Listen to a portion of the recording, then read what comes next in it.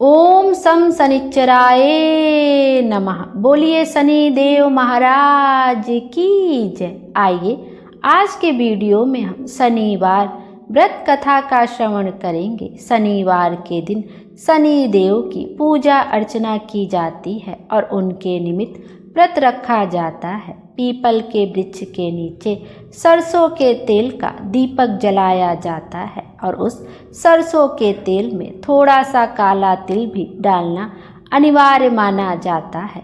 अधिकांश व्यक्ति इस मिथ्या भ्रम से ग्रसित होते हैं कि शनि देव एक क्रूर धन संपत्ति के हरण करता और अनिष्टकारक देव हैं, परंतु यह तो उनकी शक्तियों का केवल एक पक्ष है। दूसरी ओर अपने भक्तों की सभी मनोकामनाएं पूर्ण करने वाले अत्यंत कृपालु देवता भी हैं श्री शनि देव जी।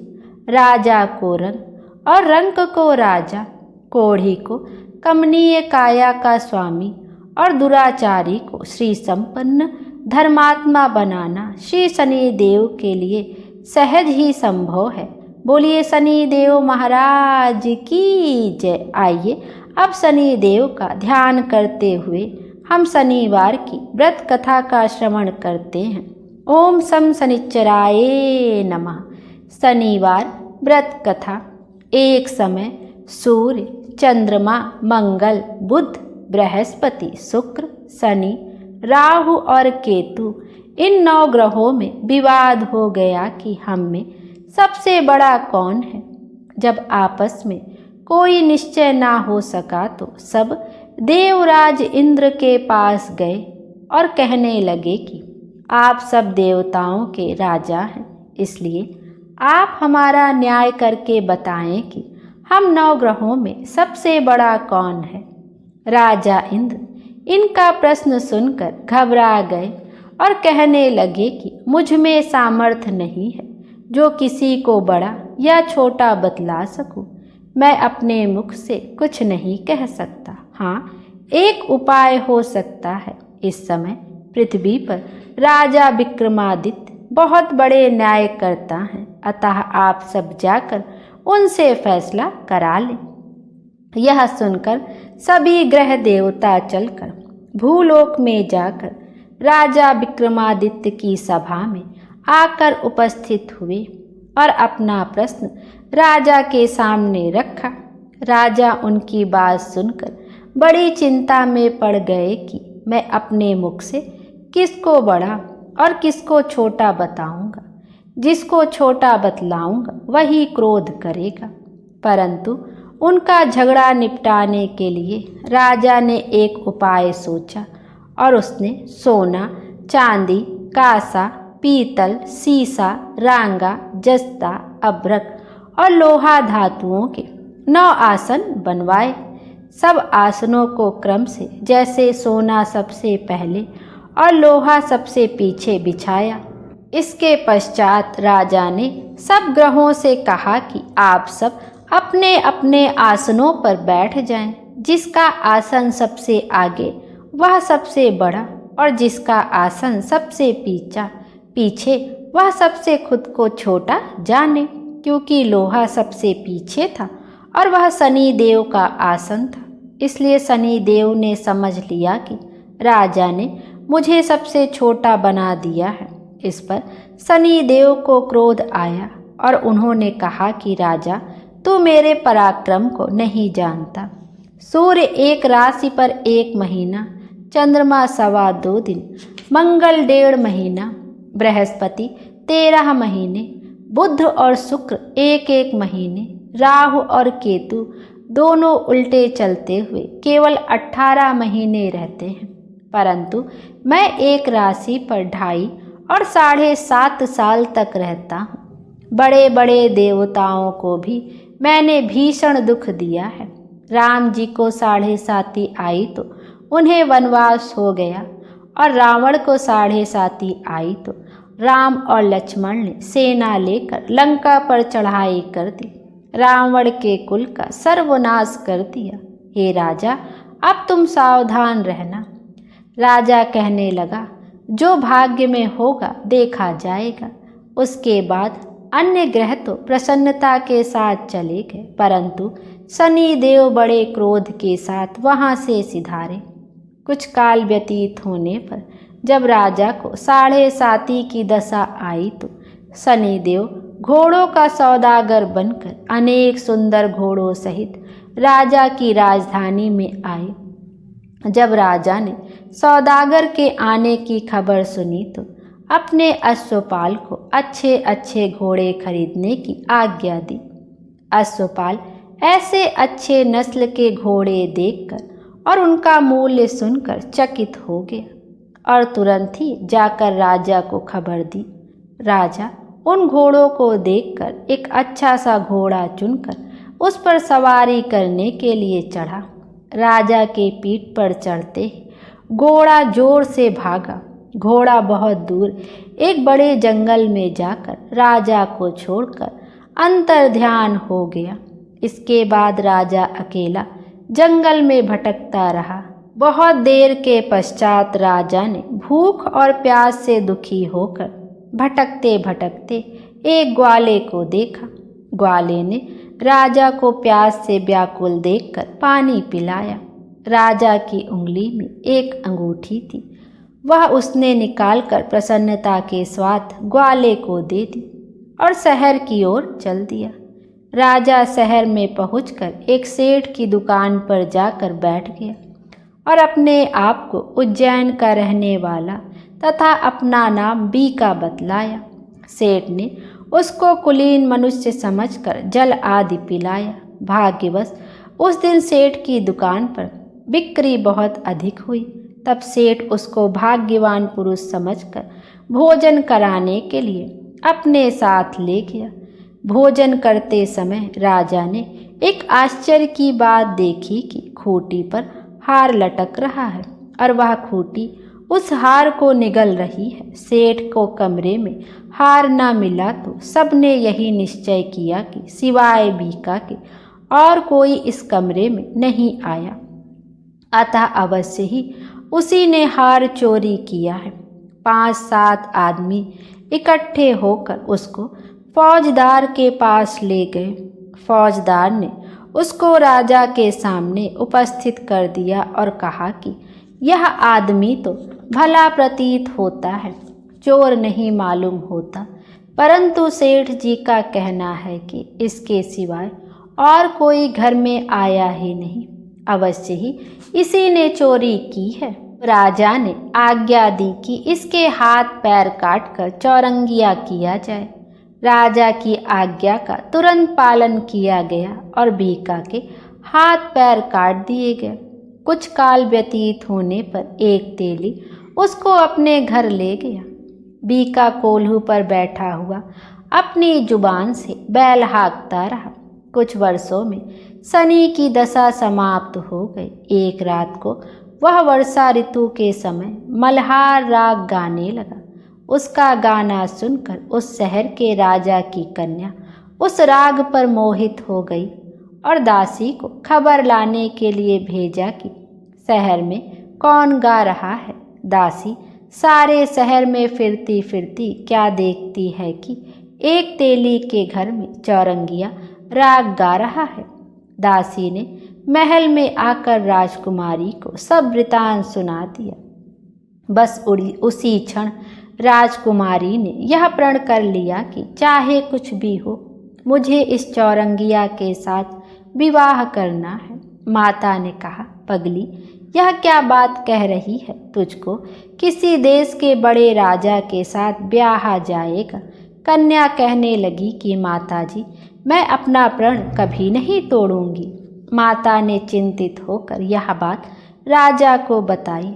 जब महाराज ने भी आकर यही समझाया कि मैं अभी देश देशांतर में अपने दूत भेजकर सुयोग्य, रूपवान एवं बड़े से बड़े गुणी राजकुमार के साथ तुम्हारा विवाह करूंगा, ऐसी बात तुमको कभी नहीं विचारनी चाहिए। कन्या ने कहा, पिताजी, मैं अपने प्राण त्याग दूंगी, परंतु किसी दूसरे से विवाह नहीं करूंगी। इतना सुनकर राजा ने क्रोध से कहा, यदि तेरे भाग्य में ऐसा ही लिखा है तो जैसी तेरी इच्छा हो वैसा ही कर। राजा ने तेली को बुलाकर कहा कि तेरे घर में जो चौरंगिया है उसके साथ मैं अपनी कन्या का विवाह करना चाहता हूँ। अपने घर जाकर विवाह की तैयारी करो। राजा ने उसी समय राजकुमारी का विवाह चौरंगिया विक्रमादित्य के साथ कर दिया। रात्रि को शनि देव ने विक्रमादित्य को स्वप्न दिया, राजा देखो, मुझको छोटा बतलाकर तुमने कितने दुख उठाए। राजा ने क्षमा मांगी। शनि देव ने प्रसन्न होकर विक्रमादित्य को हाथ पैर दिए। तब राजा ने कहा, महाराज मेरी एक प्रार्थना स्वीकार करें कि जैसा दुख आपने मुझे दिया है ऐसा और किसी को ना दें। शनि देव ने कहा कि तुम्हारी यह प्रार्थना स्वीकार है। जो मनुष्य मेरी कथा सुनेगा या कहेगा उसको मेरी दशा में कभी किसी प्रकार का दुख नहीं होगा, और जो नित्य ही मेरा ध्यान करेगा और चींटियों को आटा डालेगा उसके सब मनोरथ पूर्ण होंगे। इतना कहकर शनि देव अपने धाम को चले गए। राजकुमारी की आँख खुली तो उसने अपने पति के हाथ पांव देखे तो उसे बड़ा आश्चर्य हुआ। राजा ने अपना समस्त हाल कहा कि मैं उज्जैन का राजा विक्रमादित्य हूँ। यह बात सुनकर राजकुमारी अत्यंत प्रसन्न हुई। प्रातःकाल राजकुमारी से उसकी सखियों ने पूछा तो उसने अपने पति का समस्त वृतांत कह सुनाया। सब ने बहुत प्रसन्नता प्रकट की और कहा कि ईश्वर ने आपकी मनोकामना पूर्ण कर दी।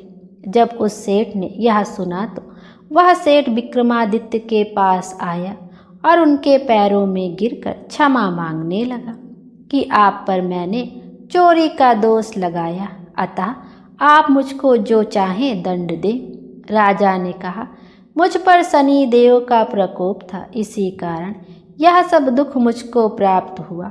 इसमें तुम्हारा कोई दोष नहीं। तुम अपने घर जाकर अपना कार्य करो। सेठ बोला कि मुझे तभी शांति होगी जब आप मेरे घर चलकर प्रीतिपूर्वक भोजन करेंगे। राजा ने कहा कि जैसी आपकी मर्जी हो वैसा ही करें। सेठ ने अपने घर जाकर अनेक प्रकार के भोजन बनवाए और राजा विक्रमादित्य को प्रीति भोज दिया। जिस समय वे भोजन कर रहे थे एक अत्यंत आश्चर्य की बात सबको दिखाई दी। जो खूंटी पहले हार निगल गई थी वह अब हार उगल रही थी। जब भोजन समाप्त हो गया तो सेठ ने हाथ जोड़कर बहुत सी मोहरें राजा को भेंट की और कहा कि मेरे श्री कंवरी नामक एक कन्या है, उसका पाणी ग्रहण आप करें। इसके बाद सेठ ने अपनी कन्या का विवाह राजा के साथ कर दिया और बहुत सा दान दहेज आदि दिया। कुछ दिनों तक वहां निवास करने के पश्चात विक्रमादित्य ने शहर के राजा से कहा कि अब मेरी उज्जैन जाने की इच्छा है। राजा और सेठ से विदा लेकर राजकुमारी मनभावनी, सेठ की कन्या श्री कंवरी तथा दोनों जगह के दहेज में प्राप्त अनेक दास दासी और पालकियों सहित विक्रमादित्य उज्जैन की तरफ चले। जब शहर के निकट पहुँचे और पुरवासियों ने राजा के आने का संवाद सुना तो समस्त उज्जैन की प्रजा अगवानी के लिए आई। बड़ी प्रसन्नता से राजा अपने महल में पधारे। सारे शहर में बड़ा भारी महोत्सव मनाया गया और रात्रि को दीपमाला की गई। दूसरे दिन राजा ने शहर में यह सूचना कराई कि शनिचर देवता सब ग्रहों में सर्वोपरि हैं। मैंने इनको छोटा बतलाया, इसी से मुझको यह दुख प्राप्त हुआ। सारे शहर में प्रत्येक शनिवार को शनि देव की पूजा और कथा होने लगी और प्रजा अनेक प्रकार के सुख भोगती रही। जो कोई शनिचर की कथा को पढ़ता अथवा सुनता है, शनि देव की कृपा से उसके सब दुख दूर हो जाते हैं। बोलिए शनि देव महाराज की जय। आइए अब शनि देव की आरती का भी श्रवण करते हैं। जय श्री शनि देवा स्वामी, जय श्री शनि देवा, कष्ट न वे नर पाते, जो करते सेवा। ओम जय श्री शनि देवा। सूर्य के वाहन छाया के पूता, तुमसे विमुख जगत नहीं सुख पाता। जय श्री शनि देवा। स्वामी जय श्री शनि देवा। जय दुख भंजन जय जय रविनंदन, सेवा करे जो तुम्हारी जग से तर जाता। जय श्री शनि देवा। रावण दुष्ट महाबल सब जग है त्रासा, पड़ी दृष्टि तुम्हारी हुआ कुल नासा। जय श्री शनि देवा। तेज अपार तुम्हारा अतुलित बलकारी, सब देवन के देव सुनिए विनय हमारी। जय श्री शनि देवा। स्वामी जय श्री शनि देवा। बोलिए शनि देव महाराज की जय। आइए अब गणेश जी की व्रत कथा का भी श्रवण करते हैं। विनायक स्वरूप गणेश जी की कथा। किसी नगर में अपने पुत्र और पुत्रवधू के साथ एक नेत्रहीन बुढ़िया रहती थी। वह श्रद्धापूर्वक विधि विधान से नित्य ही गणेश जी की पूजा आराधना किया करती थी। एक दिन प्रसन्न हो गणेश जी प्रकट हुए और बोले, बुढ़िया माँ, तू जो चाहे सो मांग ले। बुढ़िया बोली, कैसे और क्या मांगूं? मुझे तो मांगना आता ही नहीं है।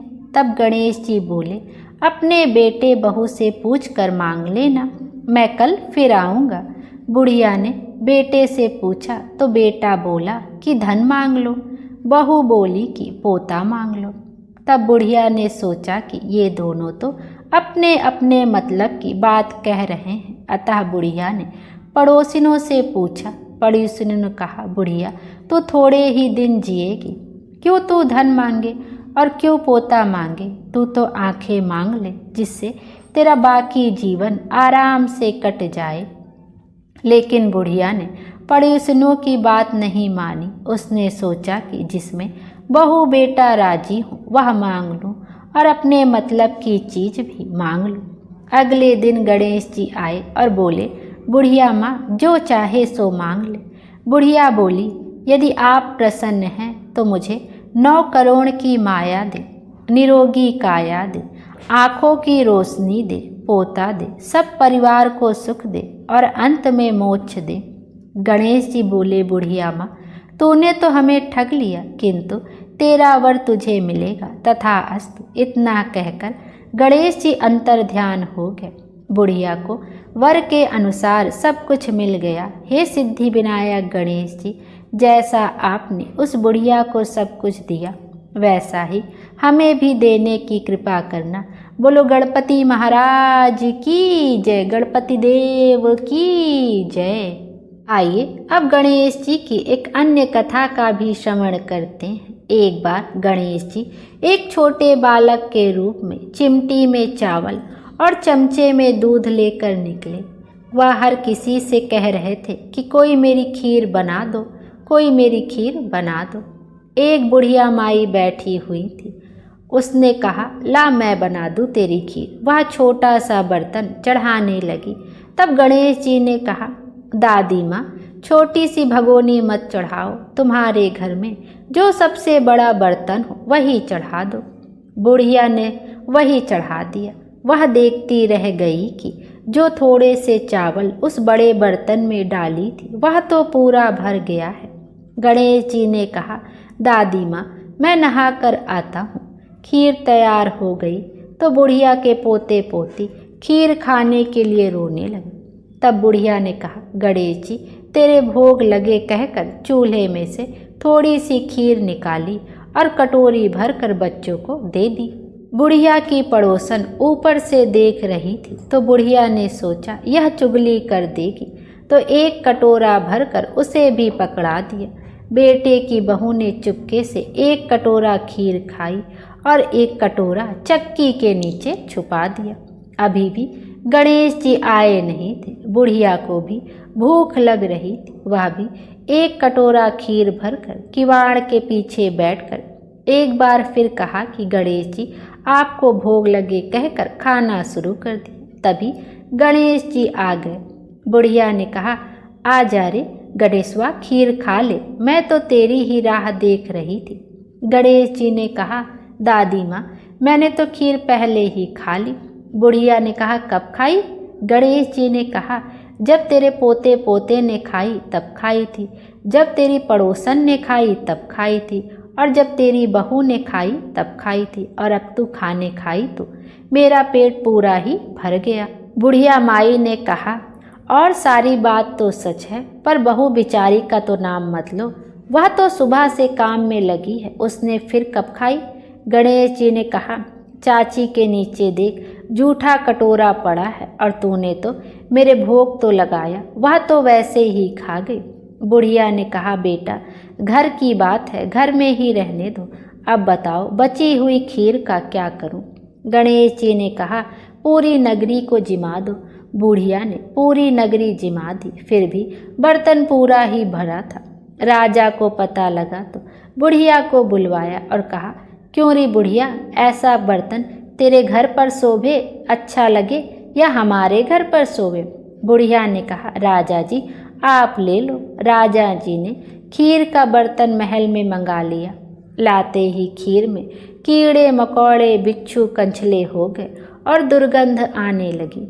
यह देखकर राजा जी ने बुढ़िया से कहा, बुढ़िया बर्तन वापस ले जा जो तुझे हमने दिया। बुढ़िया ने कहा, राजा जी आप देते हो, पहले ही कभी दे देते, यह बर्तन तो मुझे गणेश जी ने दिया है। बुढ़िया ने बर्तन वापस लिया। जैसे ही बर्तन को घर लेके आई, बर्तन फिर से सुगंधित हो गई, जो उसमें खीर थी उसमें भी सुगंध हो गई।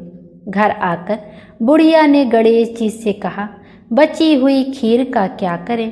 गणेश जी ने कहा, झोपड़ी के कोने में गड्ढा खोद कर गाड़ दो, उसी जगह सुबह उठकर वापस खोदोगी तो धन के 2 चरे मिलेंगे। ऐसा कहकर गणेश जी अंतर ध्यान हो गए।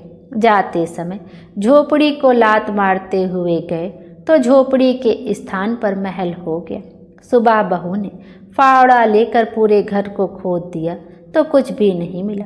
बहू ने कहा, सासू जी थारो गणेश जी तो झूठो हैं। सास ने कहा, बहू मारो गणेश झूठो तो नहीं है, ला मैं देखूं। वह सुई लेकर खोजने लगी तो टन टन करते 2 धन के चरे निकले।